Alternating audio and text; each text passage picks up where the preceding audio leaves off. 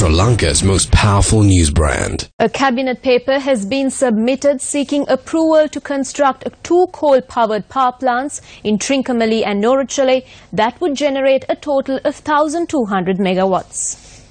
Ministers Dr. Saratha Munugama and Ranjit Simbala had forwarded a joint cabinet paper on the 23rd of November. This cabinet paper suggests that high-efficiency coal power plants that would generate 600 megawatts should be constructed in the Foul Point area in Trincomalee and in Norachole. The document states that a landmass of 600 acres is required in the Foul Point area, while 500 acres of land is required in the Norachole area for the construction of these two power plants. The cabinet paper also says that the power plants will use clean coal that is considered to be environmentally friendly. In addition, the cabinet paper recognizes the importance of cultivating a forest cover in the area to reduce the emission of carbon dioxide as a result of burning coal for power generation. The cabinet paper, which advocates the creation of these two coal power plants, further states that the government's policy is to generate 50% of the power requirement using mega hydropower plants and renewable energy sources by the year 2030.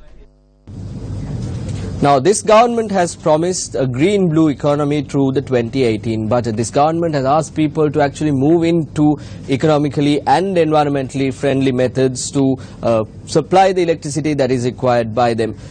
The long-term generation plan of the Ceylon Electricity Board has been rejected a number of times by the PUCSL. Then the experts come and say that there will be an electricity shortage by the year 2020 in the near future. Now, if this situation is not resolved, there will be a shortage. The PUCSL and the CEB also agrees with this. With that happening in the background, the PM's office came forward and said that we will be looking at liquid natural gas or LNG power plants in the future. In that respect, there was talk about this Kerolapitiya power plant, LNG power plant being established, being put up to generate 300 megawatts of power to solve this issue even in the short run. Now, what happens to these discussions regarding the LNG power plant in Kerolapitiya? What we, from the outside, if you take a look at what's happening, is that we see that some form of invisible power, invisible hand is trying to mess things up in terms of this LNG power plant moving forward. We also see there is no proper response, a proper positive response with regard to this Kerolapitiya plant moving forward. Now they say that there has been a cabinet paper that has been produced to create two more coal-powered power plants in the country. And they also say that they will be using clean coal for this purpose. Now, what is this clean coal that we talk about? Clean coal is a system or a mechanism that is still in testing stages, even in countries, developed countries like the United States of America. It is still at a testing stage. So, whether this will be applicable to the people in our country is a big question mark, and whether it will be less expensive and whether the final unit of electricity will be going to the consumer at a low rate is still a question mark that we have to find answers to.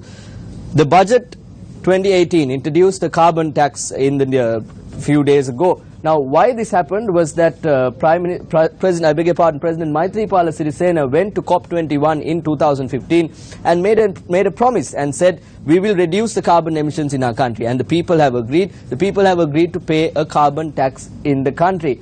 Now, is this what we want our children to look like in the future? By going into these coal-powered power plants, a lot of other people are also receiving benefits. I will drag your attention to that as well. If you go into liquid natural gases, yes, it is expensive at the outset, but it is definitely environmentally friendly. But when you go forward, when we have crises like at Norachole, we've seen how the Norachole power plant breaks down from time to time. Then the respective authorities at these places of power have to buy power from these private companies, especially the Lanka Transformers Limited. So when they go into this spot purchasing, various people in these high places get their benefits, get their cuts, and they all feel happy. So that is why all of these officials do not want to go into liquid natural gas projects or renewable energy projects, and they also want to linger with the coal power plants. We saw recently how the cricket team had to play a game at the New Delhi stadium. This was due to the carbon emissions, high carbon emissions in the New Delhi area. Is this what we want in our country? Do we have to wear masks in our city if we are roaming around, if we are getting from one place to other? Is this what we want in our country? So the people who have the ability to make decisions Don't they think about the environmental impact that these coal power plants bring to the country and the health adversities and especially the environmental adversities in the country?